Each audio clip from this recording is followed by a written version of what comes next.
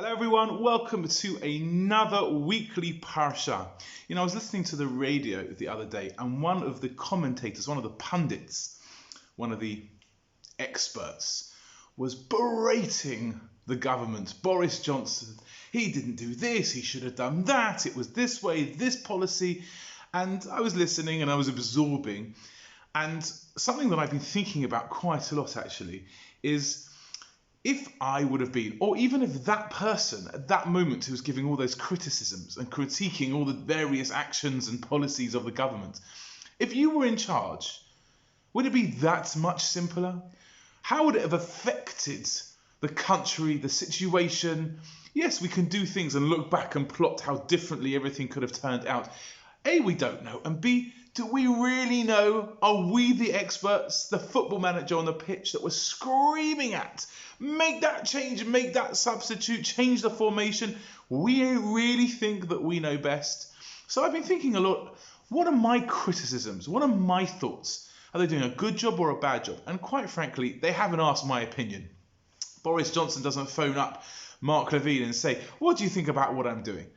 But if I was to be critical, the one reoccurring theme, I suppose, over the last few months would be the PR side of things.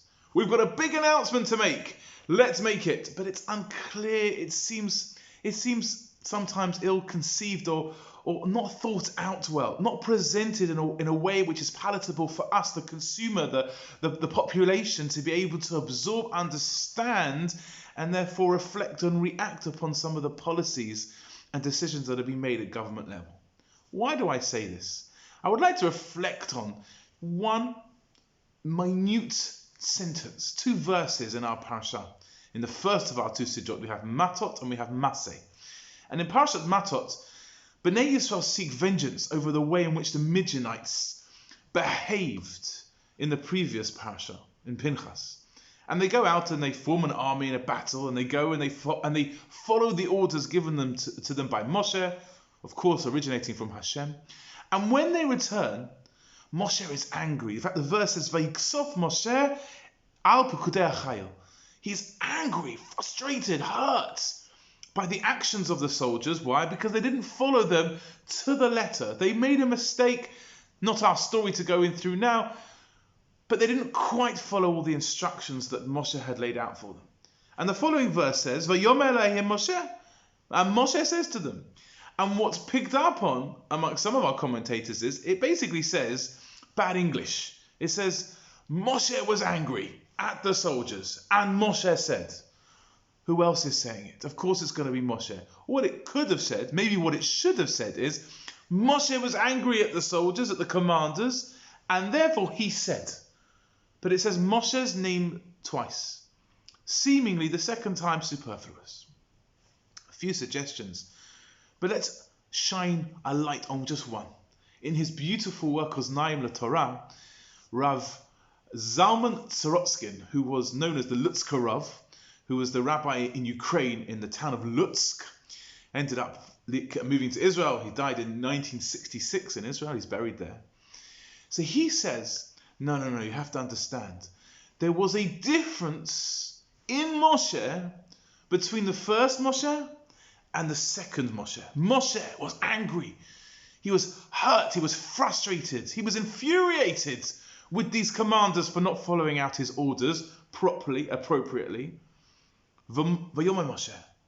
He spoke to them. He said there's a difference. There's a word here. He says what it could have said also was Vayadaber Moshe. And Moshe spoke to them in a harsh way. But the verse says, Vayomer Moshe. Vayomer is a much softer way. So yes, originally, Moshe was angry. He was frustrated with them. But it says in his response, Vayomer Alehem, Moshe spoke to them in a soft way.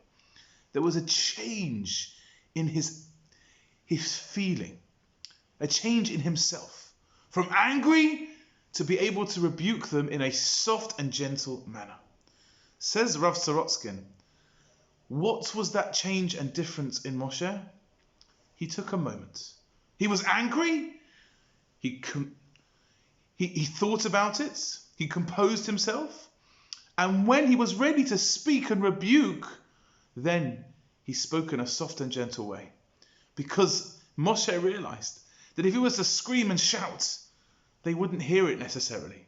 But if he could rebuke them with love in a soft and gentle tone, maybe those words would penetrate into their hearts and they would really be able to grow and learn from their mistakes. So says Rav Sorotskin, it's the pause of Moshe, the breath, the composure of Moshe that we learn from this seemingly superfluous use of his name.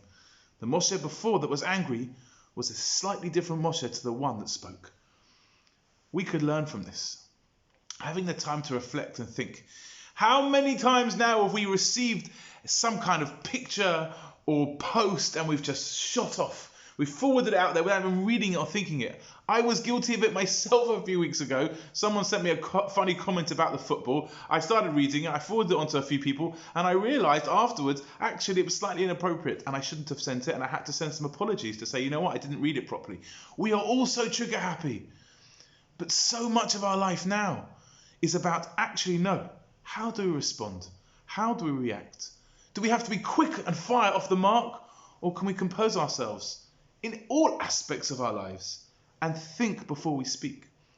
So Boris Johnson, if you listen to this, one of the frustrating things that I feel that I've had over the last few months is when getting these complicated and really important guidelines, just make them a little bit clearer.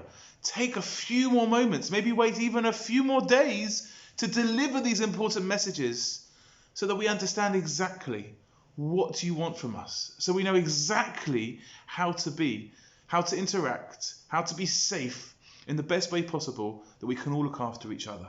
I wish you all a beautiful Shabbat and I hope to see you all very soon.